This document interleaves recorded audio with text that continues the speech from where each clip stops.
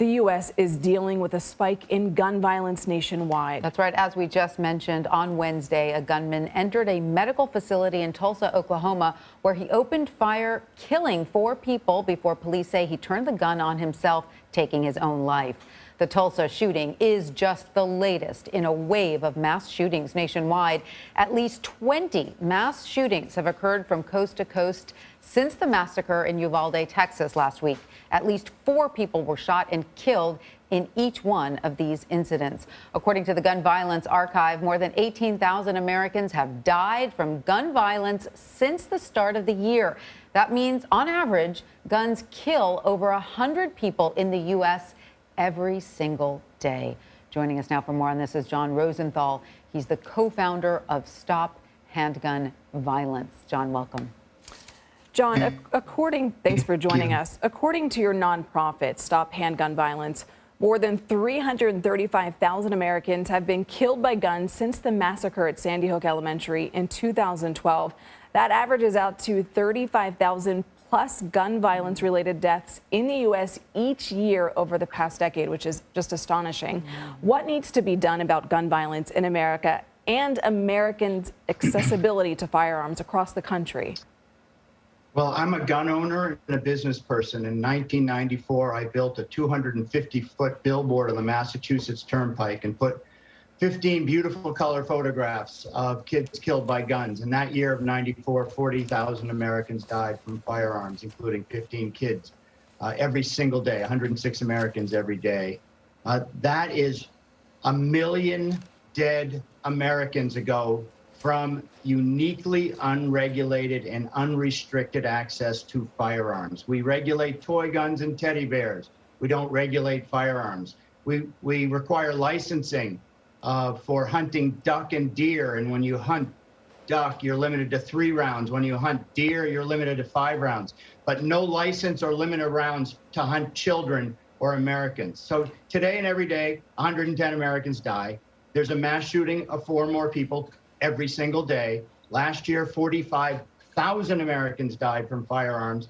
No background check, no limit on number of rounds for military-style weapons that are designed for war and to outgun cops, as well as concealed handguns. So here in Massachusetts, what we did since 1994 is we simply treat guns like cars.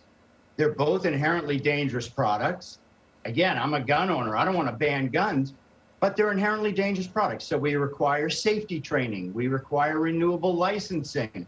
We require that gun manufacturers put safety features on their firearms, just like automobiles. And by the way, just like you can't own a tank or a grenade launcher or a flamethrower, you can't own military-style assault weapons designed for war, designed to kill as many people as possible without having to reload.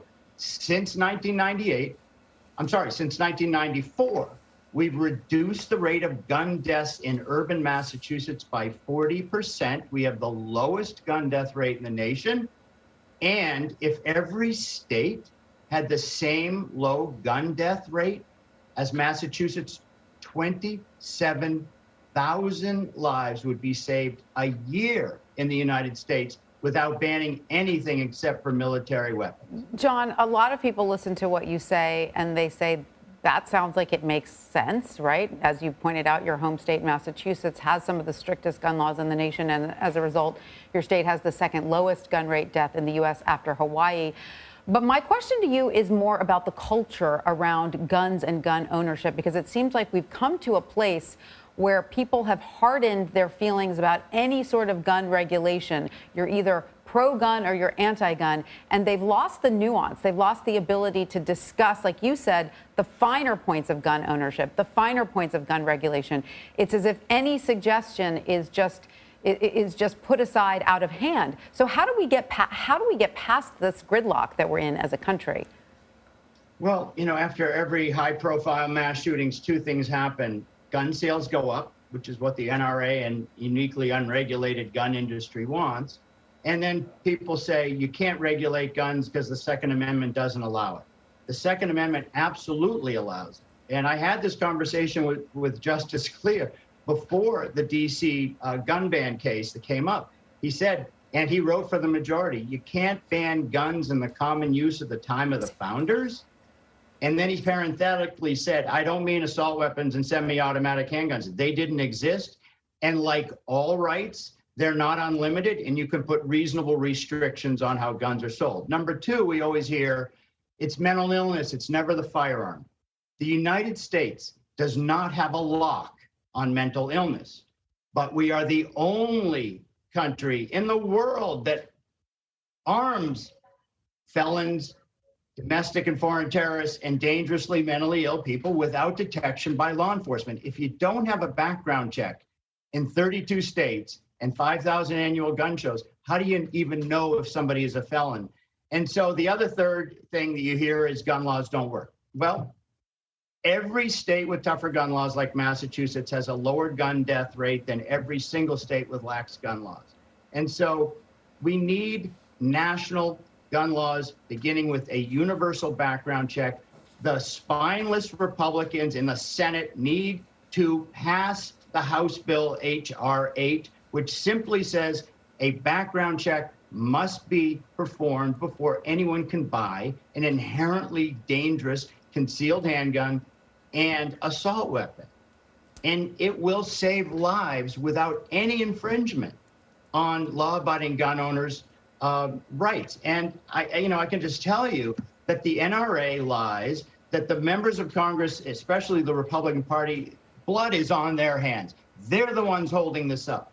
They're the ones who have allowed the carnage. And honestly, folks, if you go back to 1975, more Americans have died from firearms in the United States than all U.S. servicemen and women killed in all foreign wars combined.